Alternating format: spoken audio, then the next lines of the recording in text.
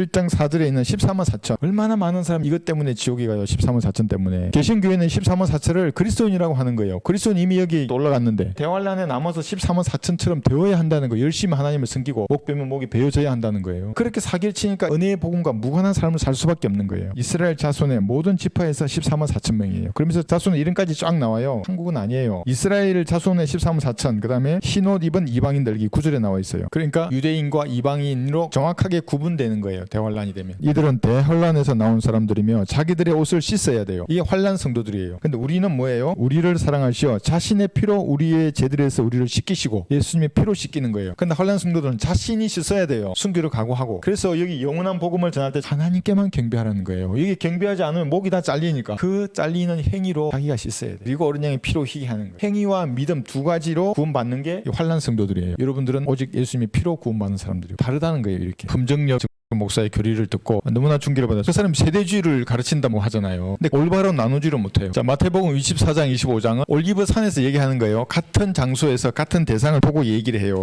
목사도 같이 얘기하더라고요. 같은 대상을 보고 말한다고. 자, 그런데 여기 자꾸 그때를 얘기해요. 10절에도 그때, 그리고 그때는 끝까지 견뎌야 되죠. 13절에서. 14절에서는 왕국복음이 전파돼요. 그럼 이게 언제예요? 21절에 보면 그때는 대환란 때를 말하는 거예요. 그때 두 사람이 밭에 있는데 한 사람은 데려가게 되고 한 사람은 남게 되리라. 두 여인이 맷돌을 갈고 있다가 한 사람은 데려가게 되고 한 사람은 남게 되리라 그래요. 데려간다는 것을 흠정리로 붙잡혀간다고 번역했어요. 틀린 말은 아니에요. 근데 문제는 뭐냐면 이 사람들이 환란 성대의 휴거를 인정하지를 않아요. 흠정리에서는 맷돌을 갈고 있다가 한 사람은 남고 한 사람은 붙잡혀가는 거예요. 가냐면 계시록 19장으로 가가지고 진노의 포도즙 틀을 밟을 때 그 포도즙 틀에서 밟히는 사람이 여기 붙잡혀가는 사람들이라고 말해요. 25장은 열 처녀들의 비유가 나오잖아요. 휴거를 말하는 거예요. 그런데 24장에 붙잡혀간다는 게 여기 진노의 포도즙 틀에 넣으려고 붙잡혀가요? 어디로 붙잡혀가는데? 아마게돈으로 붙잡혀가는 거예요. 지금 말이 안 되는 거예요. 여기 있는 사람들 붙잡아가지고 여기에 데려가서 죽인다고 하는 건 마귀의 교리가 되는 거예요. 사람이 어디를 모이는 게 아니라 예수님이 재림의 여정에 따라서 다마스커에서부터 내려와가지고 이집트까지 갔다가 북으로 올라가잖아요. 그 전진 축에 있는 모든 거민들 다 죽여요. 아마게돈에 있는 2억의 기병대뿐만 아니라 그러니까 2억 플러스 알파가 죽고요. 그때 막 128km 피가 쏟아져 나가고 그 다음에 뭐라 그러냐, 맷돌 갈 때 남은 자는 천년왕국을 유업으로 받는다 그랬어요. 붙잡혀 가지고 여기에 포도즙 틀에서 죽는 사람 외에는 천년왕국으로 들어가요? 그렇지 않아요. 성경에는 재림의 여정이 있었어요. 거기서 살아남아야 되고 그 다음에는 민족들의 심판이 있는 거예요. 민족들의 심판, 인자가 그의 영광 중에 오고 또 모든 거룩한 천사들이 그와 함께 오면 그때 그가 그의 영광의 보좌에 앉으리니 그 앞에 모든 민족들을 모아놓고 마치 목자가 양들을 염소들과 갈라놓듯이 그들을 따라 갈라놓으리라 그래 놓고 염소들은 전부 지옥으로 던져요. 여기를 거쳐야 천년왕국의 백성이 되는 거예요. 그런데 여기서 밭에 있다가 남겨지면 천년왕국 유업으로 받는다? 이거는 완전한 마귀의 교리가 되고 세 번째 휴거 자체를 없애버리는 거예요. 이게 금정력 쓰는 사람, 정목사 목사의 교리들 하면 그렇다는 거예요. 그 정목사의 주장대로 하면은 신천지나 개혁성경 쓰는 사람보다도 못한 실력이 돼요. 계시록 7장 보세요. 13만 4천이 나오는데 이들은 분명히 휴거돼요. 또 내가 인장으로 표시를 받은 자들의 숫자를 들었는데 이스라엘 자손의 모든 지파에서 14만 4천 명으로 인장으로 표시를 받았더라. 지금 이 애들이 땅에 있잖아요. 그죠? 땅에서 14만 4천 명이 정확히 맞는 거예요. 근데 그 목사의 설교를 내가 들어보니까 처음에 14만 4천이 아니었대요. 15만 4천이나 뭐 19만 2천이나 모르겠어. 그러다가 14만 4천이 줄은 거래. 어디서 그 성경에 그런 게 있어요? 처음부터 14만 4천이에요. 대환란 때 실제적인 유대인 12지파의 남자 동정들은 인장으로 표시를 받아야 돼요. 그래야 피해가 없어 죽지 않아요. 그 사람들은. 또 내가 쳐다보니 보라, 어린 양이 시온 산 위에 서 있고 그와 함께 14만 4천 명이 있는데 하늘로 올라간 거예요. 휴거된 거예요. 위치가 바뀌었잖아요. 하나는 땅에 있다가 7절에서 14장에서는 셋째 하늘에 있는 거예요. 시온산. 어떻게 설명할 거예요 이거를? 그래서 이게 세 번째 휴거가 환란 성도의 휴거라고 우리가 말하는 거예요. 이걸 개신교회도 알아요. 어떻게 설명해요? 세대주의를 민다는 사람이 그렇게 말하고 있어요. 휴거가 아니고 붙잡혀 가서 여기서 뭐 포도즙들에 집어넣는다 그러면 이게 뭐 말이 안 되는 걸 하는 거예요. 7장 1절 한번 보세요. 여기 팽팽교도가 여기서 등장해요. 그러니까 여러분 성경에 곳곳에 덫이 있다는 걸 아셔야 되는 겁니다. 구원은 받았는데 내 마음이 하나님 보시기에 합하지 않아요. 구원받지 않아도 마찬가지예요. 그러면 성경에 그 덫에 턱 걸려버려요. 그냥 문자적으로 단어가 하나님의 말씀인데 그러니까 이것도 그 사람들은 그 문자에만 함몰되어 버려요. 이 일들 후에 내가 보니 내 천사가 땅의 내 모퉁이에 서서 이 가지고 지구를 원으로 보지 않고 이런 사각의 틀 위에 원이 있는 거예요. 그냥. 근데 이 원의 끝이 남극이에요. 얼음벽으로 둘러싸여 있는 거예요. 그럼 여러분 잘 보세요. 여기에 원형의 끝이 얼음벽이에요. 이렇게 되는 거예요. 이게 사각이에요. 사각. 그리고 위에 솟아 앞서 나 있는 게 얼음벽이에요. 그럼 이게 원형이에요? 아니에요? 원형이 아니에요. 이사야 40장 22절에 보시면 원형의 지구 위에 앉으신 분이라 그러면 위에서 봐도 아래에서 봐도 원형이어야 돼요. 좌에서 봐도 우에서 봐도 원형이어야 돼요. 입체로 보는데 하나님께서. 그런데 이 사람들이 그림들을 하면 어떤 모습으로 봐도 원이 될 수가 없어요. 위에서 보면 사각형이죠. 이게 전후 좌우에서 보면 여러 모습이 되는 거예요. 원형이 될 수 없어요. 포코는은 관용적인 표현이에요. 동서남북이에요. 그냥 동서남북에 있는 바람을 말하는 거예요. 미국하고 중국하고 달 탐사 경쟁하시는 거 이런 뉴스 보셨나요? 달 표면에 우주선을 보냈다가 데려왔어요. 미국도 보낸다고 우선 무인 탐사선을 먼저 보내죠. 지금 날고 있어요. 이제 그러면 달이 없는데, 달이 행성이 아닌데 홀로그램인데, 그 사람들 주장 들으면, 아니면 지구 위 30km 위에 떠 있는 주먹만한 별이든가. 그런데 중국과 미국이 없는 걸 가지고 서로 싸우는 거예요. 거짓말하면서. 그 말이 안 되는 거예요. 그러니까 러시아도 마찬가지. 우주 정거장을 안 빌려주겠다 그러잖아요. 그럼 우주 정거장도 없는데 안 빌려준다 하는 거예요. 그러면 미국은 없는데 빌려달라 그러고 말이 안 되는 주장을 그들이 하는 거예요. 그러니까 평평교를 주장하면 과학을 조금이라도 아는 사람들에게 완전 밟히는 거예요. 하나님의 말씀이 조롱을 받는 거예요. 그럼 그 사람들이 이 성경 구절 됩니다. 아유, 거짓되이 일컬어지는 과학의 반론? 뭐 이러면서. 아니, 과학도 성경하고 일치되는 것은 우리 인정해 줘야죠. 지구 속에 핵이 있다 그랬잖아요. 그거 과학자들 말한 거예요. 그렇게 추정하는 거예요. 나는 정확히 알지만 말씀을 통해서. 그럼 그 과학도 그럼 틀린 거예요. 그럼 맞는 거지. 그러니까 여러분, 적으시면 안 됩니다. 평평교 뭐 이러면은 하나님의 말씀을 무시하는, 조롱하는 자가 되는 겁니다.